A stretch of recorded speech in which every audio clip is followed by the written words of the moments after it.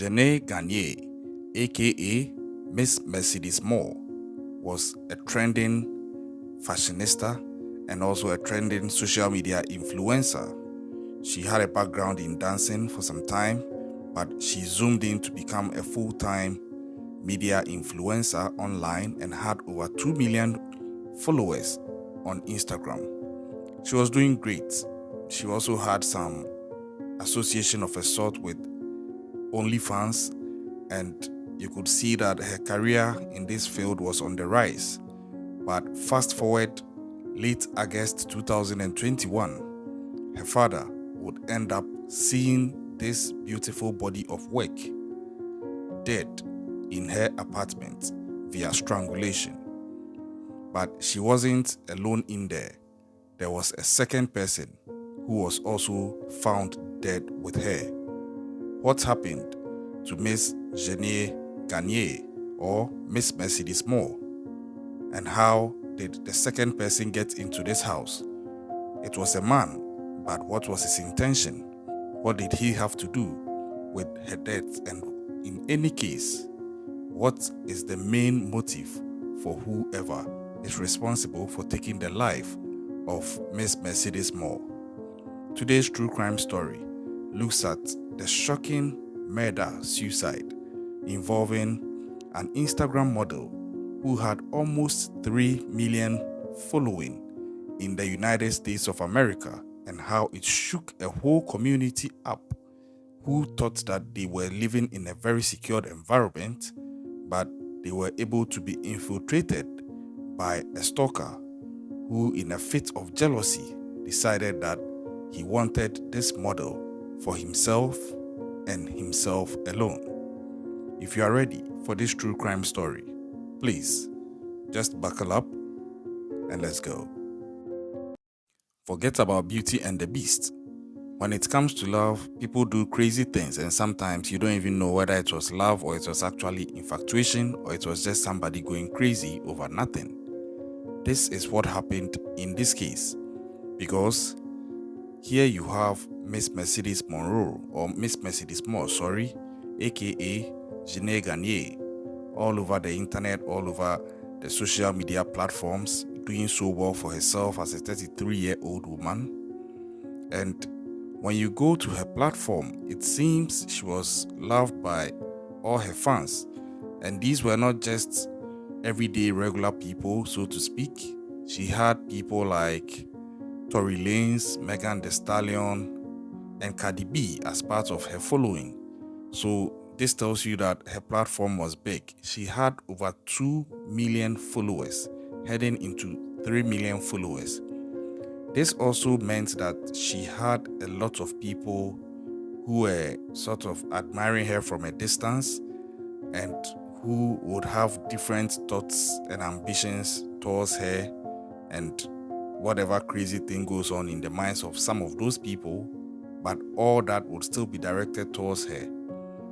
I think that is the other side of the risky situation of social media that most people don't appreciate these days, especially when you put yourself out there as an influencer, because here you have an amassed following of over 2 million people, and how do you know who they are? How do you know their limits? How do you know their level of crazy?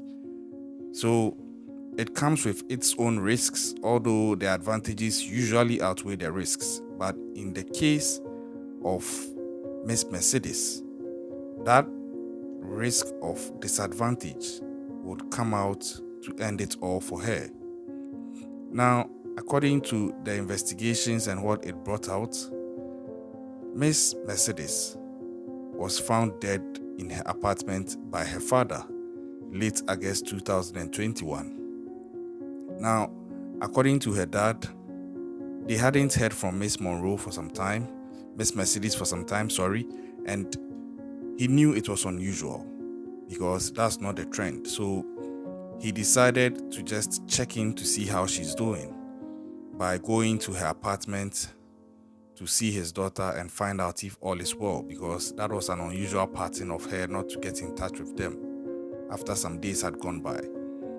Now, she lived in a gated community This is a community that is renowned to be very secured in Texas, USA, and it has all the security features, the security protocols. The neighbors are, they keep a watchful eye and all. So no one would expect that a murder would happen in this community. But due to the fatherly instincts that her dad felt, he felt something was up, not that he knew she was dead. And when he went to his daughter's apartment, he said that he felt the need to kick in the door. And when he did, what he found is something that I don't know if any parent has the heart to stand. He saw the lifeless body of his daughter in her apartment. She had been strangled to death. But then it didn't end there, because he actually went there with police, so they saw these things together. But it didn't end there. He noticed that there was a second person also in the house who had severe stab wounds. These were multiple stab wounds on him, and he had also bled to death. And then the most gruesome aspect of it all, it appears this person had used his daughter's lipstick to write certain crazy things about her on her wall, which sort of depicts a serious infatuation that this man allegedly had for his daughter. Now, who was this man who was found dead with his daughter? Investigations revealed that the man's name was Kevin Alexander Akoto. Now, further investigations also unraveled that Akoto was one of the followers of Miss Mercedes. And then you see the risk I was talking about manifesting. It turns out that Akoto was actually infatuated by her. He had chatted her a couple of times, and he started stalking her.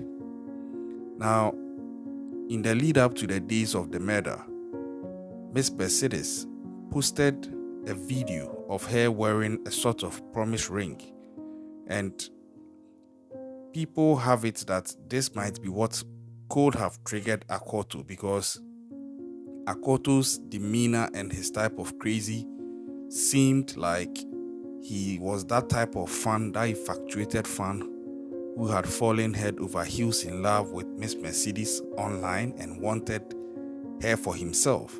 And seeing her flaunting that promise ring on social media sort of set him off. This cannot be fully established because obviously he is dead and he can't corroborate that or deny that. But that is one of the working theories that was put out when this thing occurred.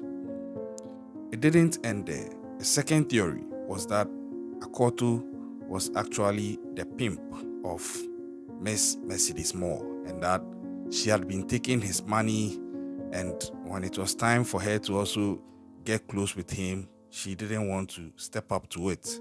This is also unsubstantiated, and I feel without evidence, it's also not fair to the memory of Miss Mercedes Morr or Jeanne Garnier, because it's sort of speaking bad about the dead. But then there's another third theory, which talks about the probability that Ms. Garnier had HIV, which has also not been substantiated. In fact, her family came out to debunk all these things and just said that the straightforward truth is that their family member, that's Ms. Jeanne Garnier, was murdered by a crazy stalker. And I think that was what the facts also corroborated per the investigation. Now, she has been buried since, but I think that it leaves a lot to worry about in these times of social media.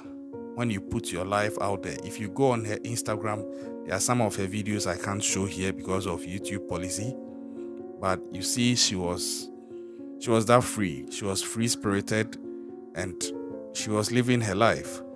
But then, if you have millions of followers, what measures do you put in place to ensure that one crazy person or a few crazy people don't overstep their boundaries and cross over from social media into real life, trying to take you as a possession of theirs because of whatever entitled feeling that they have?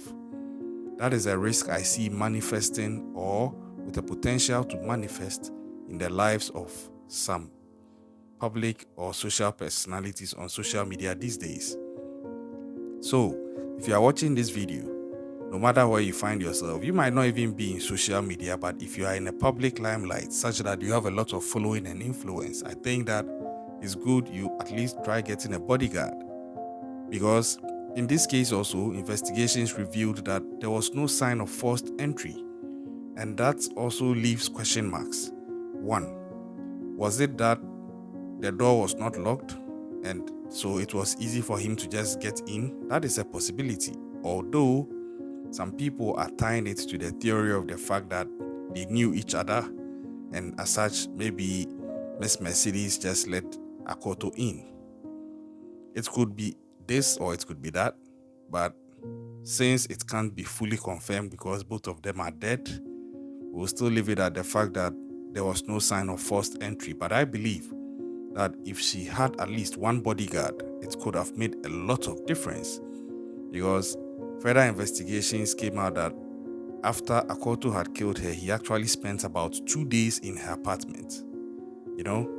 So she was all alone. She was practically defenseless. And I feel that if you are in the public limelight like that, you must start assessing your risks and anticipating that one crazy person at least might be part of your following. So there's the need to get some backup in the form of a bodyguard who looks out for you and your safety. That's not to say that I'm blaming the victim, but it's just an advice to other influencers out there who happen to watch my video. Like I said in some of my previous videos, we are evolving to not just talking about true crime stories, but also sharing security tips from some of these crimes that have happened, so that we also learn from it as we go through our lives and try and avoid becoming casualties to these true crimes. Thank you for watching this video. If you like it, hit the like button so it informs us on the type of content that you like, and we'll keep making videos in that direction for you. Leave your comments in the comment section. What do you think about this whole case? Also, hit the subscribe button if you are yet to subscribe. 2023 is fast racing. January is gone. Help us reach 1,000 subscribers by June. And put us on post notifications so you know when we put a new video out there. We appreciate your support. We catch you another time. And like I always say, stay safe out there.